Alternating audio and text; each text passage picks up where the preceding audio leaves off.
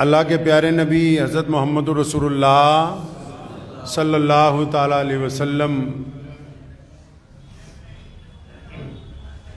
نے دنیا سے ظاہری طور پر پردہ فرماتے ہوئے جو بات کہی، امت کو جو وصیتیں نبی علیہ الصلاۃ والسلام نے فرمائیں، ان میں ایک بات نبی علیہ الصلاۃ والسلام نے یہ فرمائی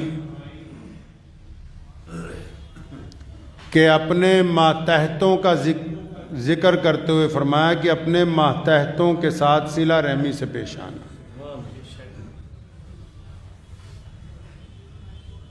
دنیا میں جتنے بھی لوگ ہوتے ہیں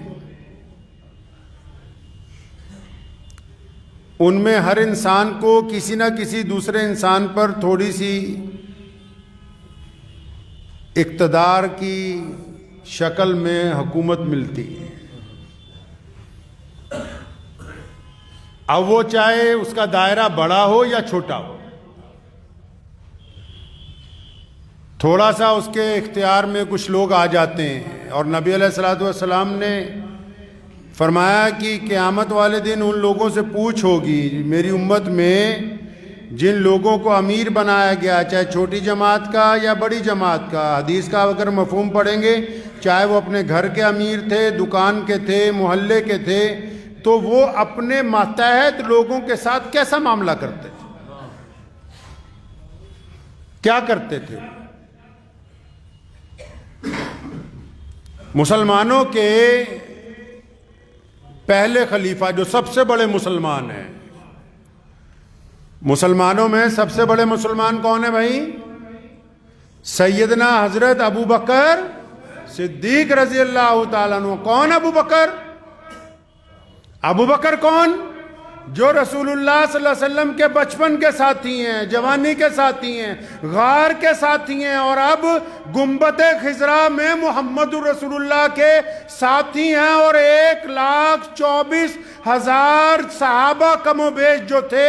ان میں سے نبی علیہ السلام نے اپنی زندگی میں، اپنی حیات میں، اپنی موجودگی میں اگر کسی کو اپنے مصلی پر کھڑا کیا امامت کے لیے تو وہ ابو بکر ہیں۔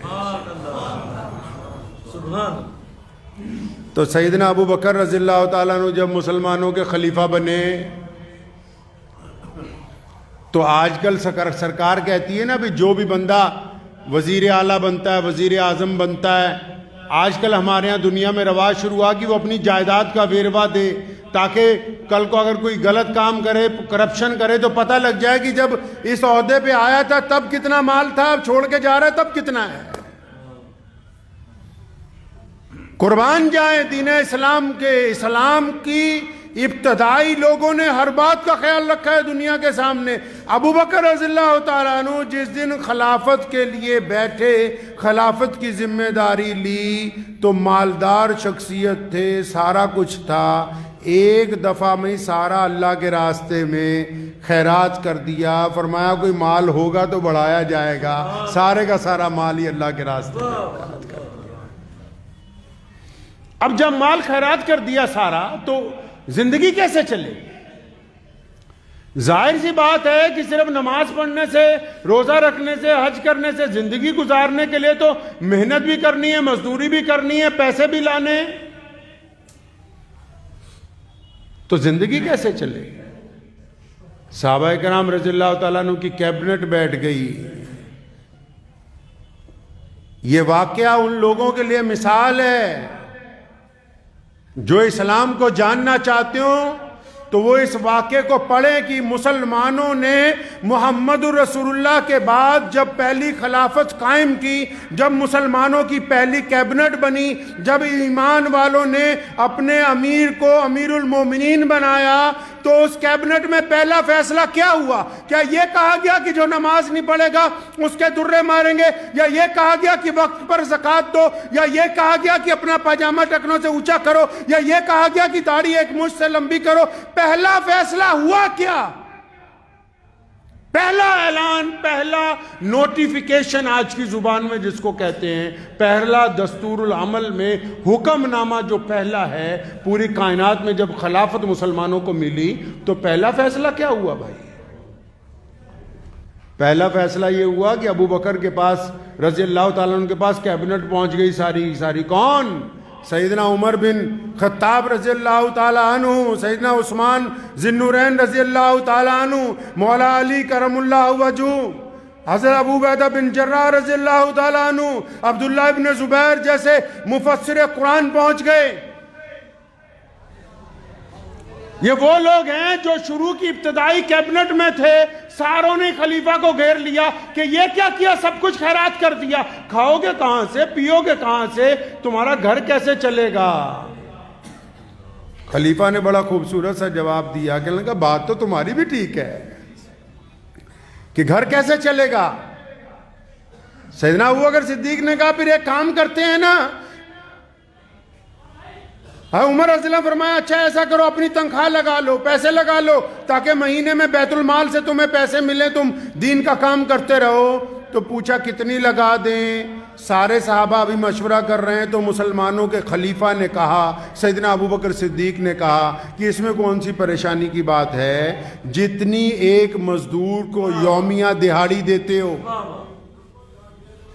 ایک مزدور کو جتنی دہاڑی دیتے ہو بس اتنی لگا دو۔ سارے کیبنٹ میں جتنے لوگ تھے صحابہ کرام رضی اللہ تعالیٰ اجمعین بڑے حیران ہوئے، فرمایا ابو بکر آپ یہ کیسی باتیں کرتے ہیں، کیا ایک مزدور کے پاس ایک دن کی دہاڑی میں اس وقت بھی آج بھی 1450 سال پہلے بھی اور آج بھی دنیا میں جو لوگ مزدوری کر رہے ہیں، جو لوگ اینٹیں اٹھا رہے ہیں، جو لوگ مکانات کے اندر مزدوری کرتے ہیں، جو کھیتوں کھلیانوں میں مزدوری کرتے ہیں، سنو دل تھام کے کہ اس وقت بھی اتنی مزدوری نہیں تھی کہ ایک مزدور اپنا پیٹ بھر کے کھانا کھا لے، آج بھی اتنی مزدوری نہیں ہے کہ ایک مزدور آرام سے اپنی زندگی اپنے گھر کے اندر گزار لے۔ سیدنا ابو بکر نے کہا کہ ایسا کرتے نا، جتنی ایک مزدور کو تنخواہ دیتے ہیں بس اتنی لگا دو، ڈیلی کی جو مزدور کی دہاڑی ہے وہ لگا دو ہماری بھی۔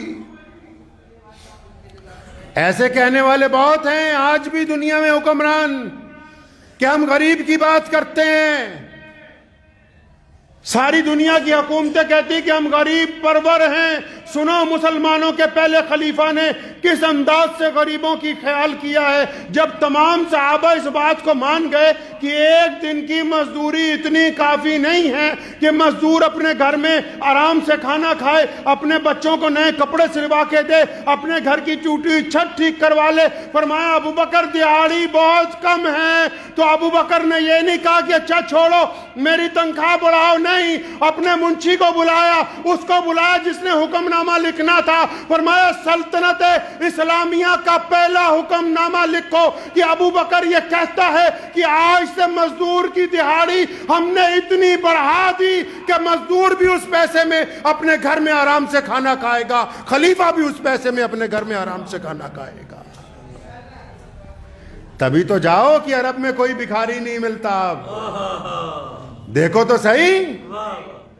یہ ابو بکر صدیق رضی اللہ تعالیٰ عنہ کا کمال ہے۔ غریب تو وہاں بھی تھے، مسکین تو وہاں بھی تھے، یہ ان کا کمال ہے کہ پہلا حکم نامہ جاری کیا کہ ہم نے مزدور کی یومیہ مزدوری اتنی بڑھا دی کہ اس پیسے میں خلیفہ بھی کھانا کھائے، مزدور بھی کھانا کھائے، دونوں ہی خوش ہو جائے۔ نبی علیہ السلام نے کیا فرمایا؟ کہو صلی اللہ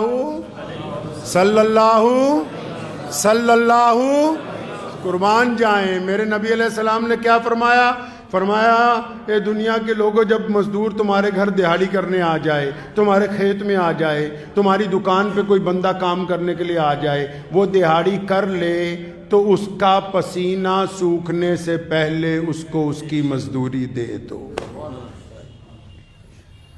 پسینہ سوکھنے سے پہلے۔ کیونکہ جو کمزور بندہ ہوتا ہے نا جی،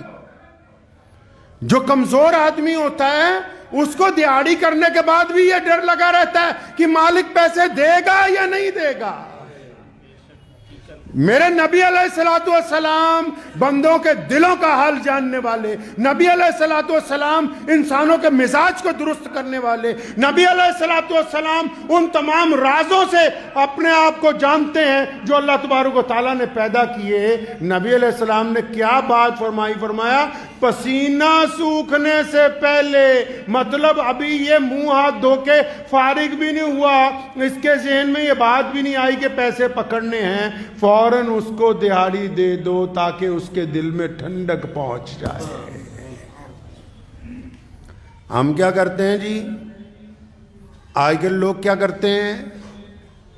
چنگے چنگے سرمایہ دار، اچھے اچھے سیٹ، اچھے اچھے مالدار لوگ کسی بڑے شو روم میں جائیں گے، 2 روپے کی چیز 10,000 کی خرید کے لائیں گے، لیکن گھر میں جو مزدوری کرنے آ گیا، گھر میں جس سے کام کروایا، اس کو بولیں گے تمہیں پیسے کل دیے جائیں گے، پرسوں دیے جائیں گے، نرسوں دیے جائیں گے۔ مزدور کی مزدوری مارنے والوں، اس بات کو اپنے دل کی تختی پر لکھ لو کہ یہ بڑے بڑے ہسپتالوں میں تم جو کروڑوں روپیہ دے کے بھی اپنا علاج کرواتے اور اچھے نہیں ہوتے، یہ ان مزدوروں کی دلوں کی آہیں ہیں جن کا تم 1 روپیہ مارتے ہو، اس کی بدولت کروڑوں روپیہ بھی خرچتے ہو، تو سکون کی نیند رات کو بستر پر نہیں آتی۔ سکون کی نیند رات کو بستر پر نہیں آتی۔ اللہ تعالیٰ کو حق مارنے والے لوگ نہیں پسند۔